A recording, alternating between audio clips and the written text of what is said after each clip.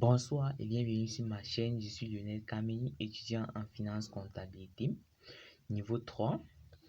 Aujourd'hui, nous allons parler de l'évaluation de l'entreprise. Comment évaluer l'entreprise? Évaluer l'entreprise veut dire donner la valeur réelle de l'entreprise. Pour évaluer l'entreprise, nous avons affaire à plusieurs méthodes.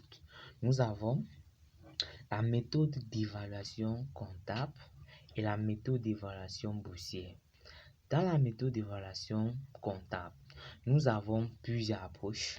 Nous avons l'approche patrimoniale ou approche traditionnelle. Nous avons l'approche dynamique ou approche sur revenu. Nous avons encore l'approche non patrimoniale. Donc, approche patrimoniale non adaptée. Dans l'approche patrimoniale, nous avons l'évaluation de l'entreprise sur deux thèmes, selon la valeur mathématique de l'entreprise. Et pour calculer la valeur mathématique, nous allons ressortir plusieurs types de bilans. On a le bilan comptable, le bilan fonctionnel et le bilan financier.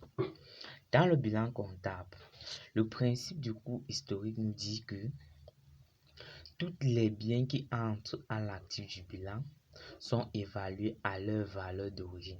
C'est-à-dire, même si on a acquis une immobilisation, après 10 ans, on va reprendre cette immobilisation à la même valeur d'origine. Ça veut dire qu'il n'y a aucune modification. Or, évaluer l'entreprise, ça dit que c'est de donner la valeur réelle de l'entreprise. Or, le bilan comptable ne reflète pas l'image réelle. Ça reflète uniquement l'image fidèle de l'entreprise. Or, en découle, nous allons calculer la valeur mathématique comptable, qui n'est pas la valeur réelle. Or, pour réévaluer l'entreprise, nous allons faire appel à l'article 62 à 65 de l'acte uniforme du système comptable OHADA. Donc, ça traverse cet article qui veut dire que réévaluer les éléments de l'actif du bilan. Pour les réévaluer, on prend la valeur du bien sur le marché moins la valeur nette comptable qui va donner une différence qui peut être un plus-value ou un moins-value. Et ce plus-value serait maintenant rattaché. On va prendre ce plus-value, on va prendre la valeur mathématique de l'entreprise qu'on a d'abord calculé, plus les plus ou moins-value, qui on va maintenant trouver une valeur mathématique intrinsèque. Et c'est cette valeur mathématique intrinsèque qu'on va maintenant trouver, qui sera maintenant la valeur réelle de l'entreprise sur le marché. Dans la deuxième approche, qui sera l'évaluation dynamique ou selon le revenu, nous avons évalué l'entreprise selon le compte de résultat. Ça veut dire la valeur ajoutée. La valeur ajoutée qui mesure le potentiel durable, le potentiel réel et le potentiel souhaitable de l'entreprise. Donc, c'est cette valeur-là qui va permettre maintenant de déterminer si l'entreprise est crédible à long terme. Donc, ça, cette valeur va ajouter. Est-ce qu'on achète l'entreprise pour perdre? Voilà la question qu'on va se poser. On va calculer l'excédent brut d'exploitation pour mesurer la valeur économique idéale de l'entreprise. Quel est ce que l'entreprise vaut? Qu'est-ce que l'entreprise vaut économiquement?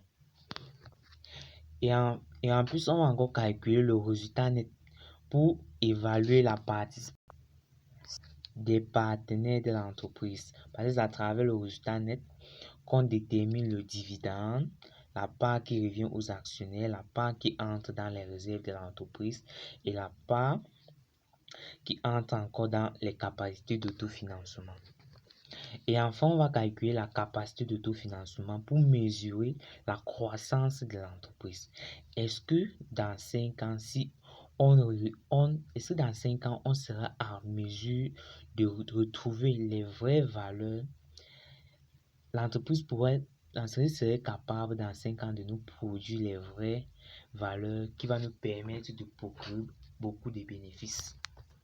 Et en plus, la troisième approche qui est l'approche non patrimoniale ou du coup dit, qui signifie d'évaluer l'excédent de l'entreprise pendant une période donnée, ce qui permet de réévaluer l'entreprise. C'est un peu ça.